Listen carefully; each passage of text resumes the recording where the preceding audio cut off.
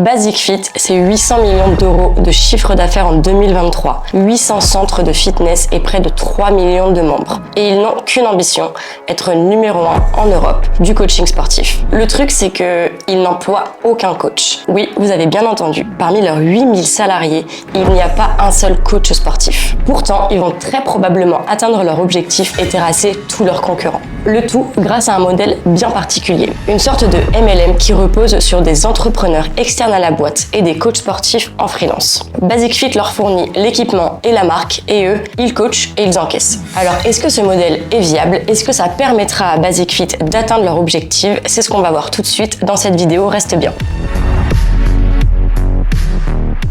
Déjà, on peut se demander comment Basic Fit, en à peine 10 ans, a réussi à devenir un des leaders de son marché. Ils ont utilisé 2 stratégies principales pour ça. La première, c'est leur prix. Ils ont cassé le prix de leurs abonnements pour attirer et capter un public. Une entrée de gamme à 9,99 € par mois. Vous avez bien entendu. C'est moins cher qu'une séance de psy, donc autant les transpirer pour oublier ces problèmes sérieux. Ce qu'il faut aussi se dire, c'est qu'avec ces prix, Basic Fit s'adresse à une clientèle super large, dont ceux qui n'avaient pas les moyens d'allouer un budget pour le fitness et pour le sport. Deuxième stratégie, un marketing super malin. Un espèce de modèle d'UGC marketing basé sur un seul accessoire, le sac à dos Basic Fit. Alors l'UGC, c'est quoi? On entend par UGC tout le contenu qui est créé par des utilisateurs, des consommateurs, sur les réseaux sociaux ou ailleurs. Dans le contexte de Basic Fit, c'est pas la publicité qui les a fait connaître. C'est principalement le sac à dos qu'on voit partout et sur tout le monde. Ce sac permet à Basic Fit de transformer tous leurs membres en ambassadeurs de la marque. Ça a plusieurs avantages. Premier point, la marque paraît plus authentique. Quand on croise des gens dans la rue, on ne croise pas des stars,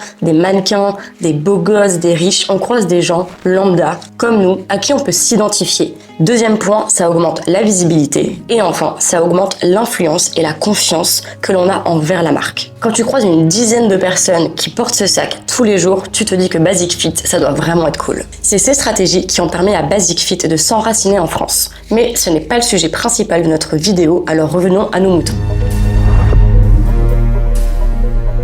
Le modèle de Basic Fit, c'est un modèle MLM. Ça repose sur la fourniture d'équipements de sport à des indépendants dans une structure bien établie qui est brandée Basic Fit. Ce modèle permet à des entrepreneurs connus sous le nom de head trainer d'ouvrir leur propre salle tout en bénéficiant de la puissance de la marque Basic Fit. Ce qui distingue la marque Basic Fit, c'est qu'il n'emploie quasiment aucun coach sportif. C'est une structure où des freelancers, des personal trainers, les coachs sportifs, sont engagés par des head trainers pour bosser dans leur salle. C'est par la force du réseau et donc le MLM que ces head trainers vont recruter leurs coachs sportifs, les personal trainers. Je vous définirai ces termes dans un instant, alors reste bien. Avant, les personal trainers, les coachs sportifs, pouvaient être en contact direct avec Basic Fit. Mais avec l'essor monumental de la marque et le fait qu'ils devaient déjà gérer leurs propres salariés, ils ont dû trouver une solution, un intermédiaire, les head trainers. Des personnes qui ouvrent des franchises, des clubs et qui vont recruter leurs propres coachs sportifs, les personal trainers, et qui vont gérer leur propre salle. Alors plus exactement, c'est quoi un head trainer et comment ça marche? Ce sont eux qui sont en contrat avec la marque et qui vont payer un loyer auprès d'elle. On en reviendra juste après. Les head trainers ont 3 missions principales.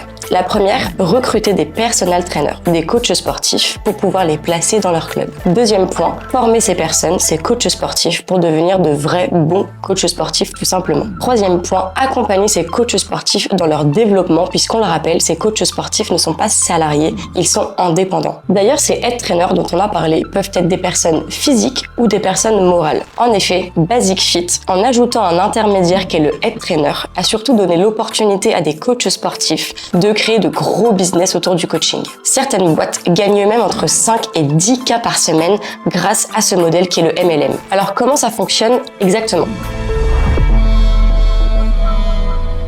Les head trainers sont des personal trainers à la base.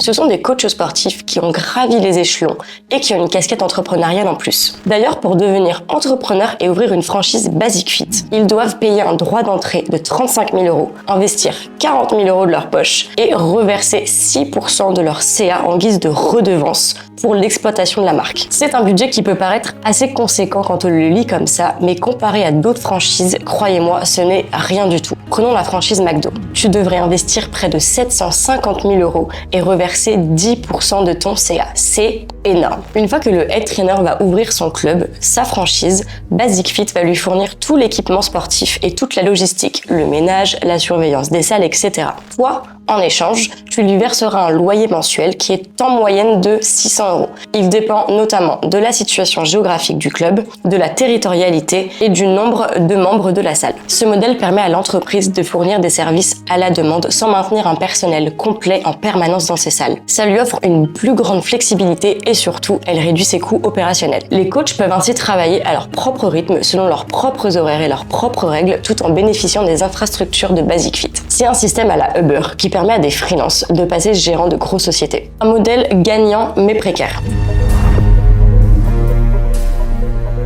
Gagnant pour les head trainers et précaire pour les personal trainers. Ok, travailler en freelance, ça offre une grande flexibilité, ce qui est un grand avantage pour beaucoup. Par contre, cela signifie aussi moins de sécurité d'emploi et une grosse dépendance aux fluctuations du marché pour les personal trainers. Sans bénéfices comme l'assurance maladie, l'assurance chômage, beaucoup de personal trainers peuvent se sentir assez vulnérables et pas vraiment sécurisés. Ok, ça offre une grande flexibilité, mais contrairement aux salariés, c'est le volume horaire et l'implication qui va déterminer le revenu que vous allez toucher à la fin du mois. Au final, les personal trainers sont indépendants, mais tributaires de la marque Basic Fit.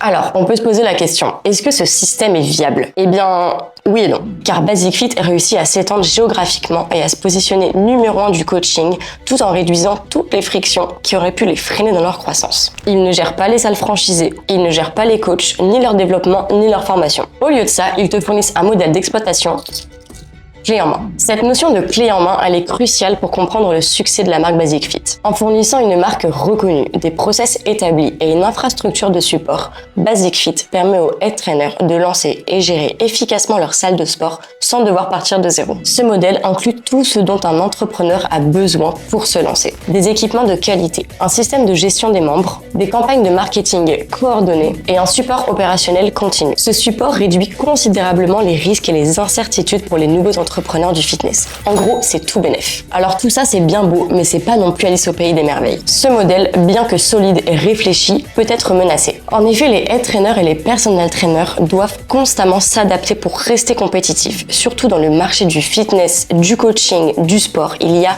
énormément de concurrence. Si le marché devient saturé, si les loyers augmentent, si les redevances augmentent, alors ça pourrait vraiment compromettre ce modèle. À suivre.